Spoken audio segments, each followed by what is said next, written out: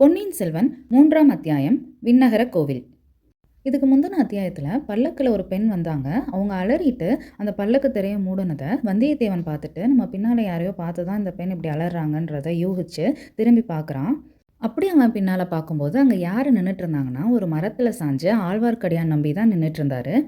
இப்போ வந்தியத்தேவன் தன்னோட குதிரையை அங்கே தனியாக நிறுத்திட்டு இங்கே என்ன நடக்குதுன்றதை பார்க்க வந்திருக்க நேரத்தில் அங்கே அவர் குதிரையை சுற்றி ஒரு 4-5 பழுவேட்டரையரோட வீரர்கள் சேர்ந்து அந்த குதிரையை வம்புக்கு இழுத்துட்டு இருந்தாங்க. அதில் ஒருத்தன் இது குதிரையா கழுதையான்னு கேட்க, அந்த குதிரை மேலேயே ஏறி பார்க்குறேன்ட்டு ஒருத்தன் குதிரை மேலே ஏற போகையில் அந்த குதிரைக்கு கோபம் வந்து அது கூட்டத்துக்குள்ளே ஓட ஆரம்பிச்சிருது.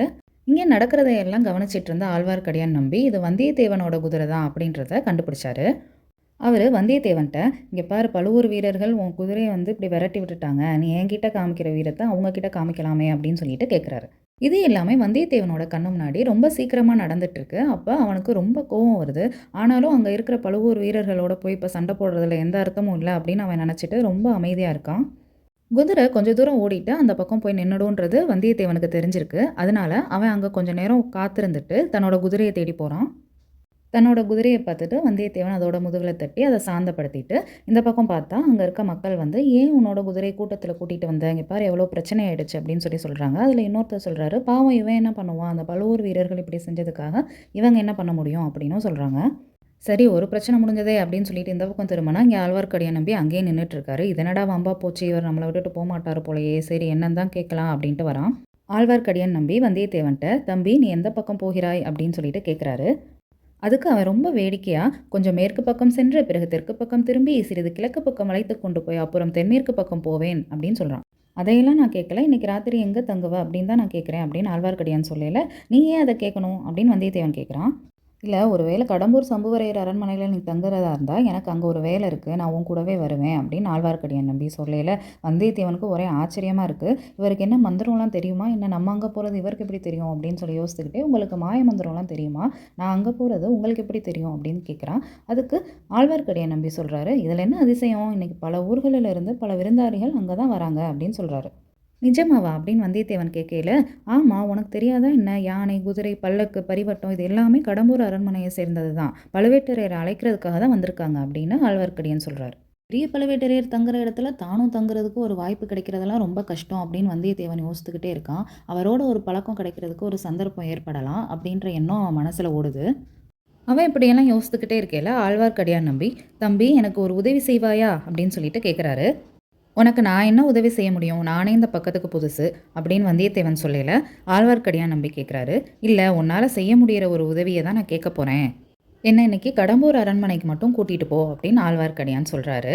அதற்கு வந்தியத்தேவன் கேட்குறாரு, ஏன் அங்கே யாராவது வீரசைவர் இருக்காங்களா, அவர் கூட போய் சண்டை போட போகிறீங்களா அப்படின்னு கேட்கல. ஆழ்வார்க்கடியான் சொல்கிறாரு, இல்லைப்பா, என்ன எனக்கு சண்டை போடுறது தான் வேலையா, அப்படியெல்லாம் கிடையாது. கடம்பூர் அரண்மனையில் இன்றிரவு பெரிய விருந்து நடைபெறும். களியாட்டம், சாமி ஆட்டம், குறவை கூத்து எல்லாமே இன்றைக்கி நடக்கும். எனக்கு குறவை கூத்து பார்க்கணுன்னு ரொம்ப நாள் ஆசை, அதுக்காக தான் என்னை கூட்டிகிட்டு போக சொல்கிறேன். அப்படி இருந்தாலும் நான் எப்படி கூட்டிகிட்டு போக முடியும்னு வந்தியத்தேவன் கேட்குறான். என்ன உன்னோட பணியாள்னு சொல்லி கூட்டிகிட்டு போன்னு ஆழ்வார்க்கடியான் சொல்ல நம்ம வந்தியத்தேவனுக்கு சந்தேகம் வருது. இந்த மாதிரி ஏமாத்து வேலைக்கெல்லாம் வேற ஆளை பாரு, என்னால் அதெல்லாம் செய்ய முடியாது, அப்படியே நான் கூட்டிகிட்டு போனாலும் அங்கே இருக்க யாரும் நம்ப மாட்டாங்க, அதனால் இந்த உதவி என்னால் செய்ய முடியாதுன்னு வந்தியத்தேவன் சொல்லிடுறான். நீ சொல்கிறத வச்சு பார்க்கல என்னையே இன்னைக்கு கடம்பூர் அரண்மனைக்குள்ளே விடுவாங்களா இல்லையான்னு தெரியலேன்னு வந்தியத்தேவன் சொல்ல, அப்போ நீ அழைப்பு இல்லாமல் தான் அரண்மனைக்கு போகிறியா அப்படின்னு ஆழ்வார்க்கடியான் கேட்குறாரு. ஒரு வகையில் எனக்கு அழைப்பு இருக்குது. கடம்பூர் சம்புவரையரோட மகன் கந்தமாறவேல் என்னுடைய நண்பன் தான். அவன் என்னை நிறைய தடவை இந்த பக்கம் வரையில் வர சொல்லி அழைச்சிருக்கான். அதுக்காக தான் நான் இன்றைக்கி போகலான்னு முடிவெடுத்தேன் அப்படின்னு வந்தியத்தேவன் சொல்கிறான். இவ்வளவு தானா, அப்போனா உன் பாடே இன்னைக்கு திண்டாட்டம் தானே ஆழ்வார்க்கடியான் சொல்ல 2 பேரும் அமைதியாக நடந்து போகிறாங்க.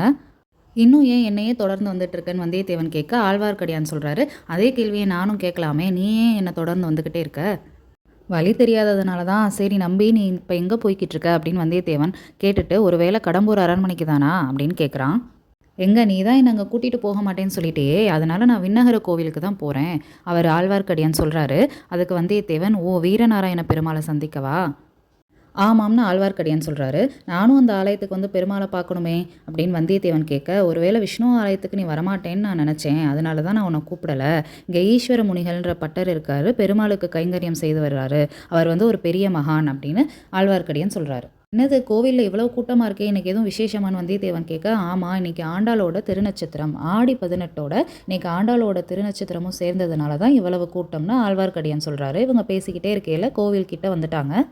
கோவில்ல ஆழ்வார்க்கடியான் நம்பி ஆண்டாள் பாசுரங்களும், அதுக்கப்புறம் நம்மாழ்வார் பாசுரங்களும் வாசித்துக்கிட்டே இருக்கையில அவரோட கண்கள்ல இருந்து கண்ணீர் வருது. இத பார்க்கையில வந்தியத்தேவன் ஆழ்வார்க்கடியான் உண்மையிலேயே மிகப்பெரிய பக்தன் தான் போல. நம்ம தான் அவர தவறா நெனச்சுட்டோம்னு மனசுக்குள்ள நெனச்சுக்கிறான்.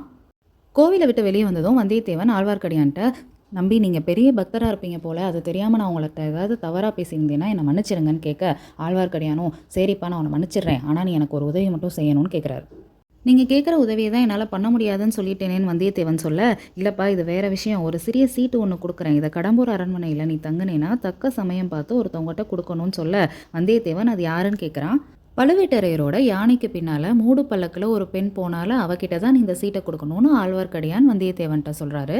வந்தியத்தேவனுக்கு ரொம்ப கோவம் வந்து, "நம்பிகளே என்ன யாருன்னு நினைச்சீங்க? நீங்க இந்த மாதிரி வேலையெல்லாம் கொடுக்கறதுக்கு நான் தான் கிடைச்சேனா? உங்களை தவிர வேற யாராவது இப்படி பேசியிருந்தா அவ்வளவுதான்" ரொம்ப கோவப்படுறான். அதுக்கு ஆழ்வார்க்கடியான் நம்பி, "ஏன்பா இவ்வளோ கோவப்படுற? உன்னால முடியாதுன்னா முடியாதுன்னு சொல்லிடு. என்ன நீ இன்னைக்கு எனக்கு ஒரு உதவி பண்ணேன்னா நான் நாளைக்கு உனக்கு ஒரு உதவி பண்ணுவேன். சரி பரவாயில்ல நீ போயிட்டு வான்னு" சொல்லவும் வந்தியத்தேவன் ஒரு நிமிஷம் கூட அங்கே நிற்காம குதிரை மேலே ஏறி கடம்பூரை நோக்கி போய்கிட்டு இருக்கான். இப்போ பல அரசர்களும் சிற்றரசர்களும் போயிருக்க அதே கடம்பூர் அரண்மனைக்கு வந்தியத்தேவனும் போய்கிட்டு இருக்கான். அங்கே என்னெல்லாம் நடக்க போகுது, வந்தியத்தேவன் என்னெல்லாம் தெரிஞ்சுக்க போறான்னு நீங்களும் தெரிஞ்சுக்கணுன்னா நம்மளோட சேனலை சப்ஸ்கிரைப் பண்ணிக்கோங்க.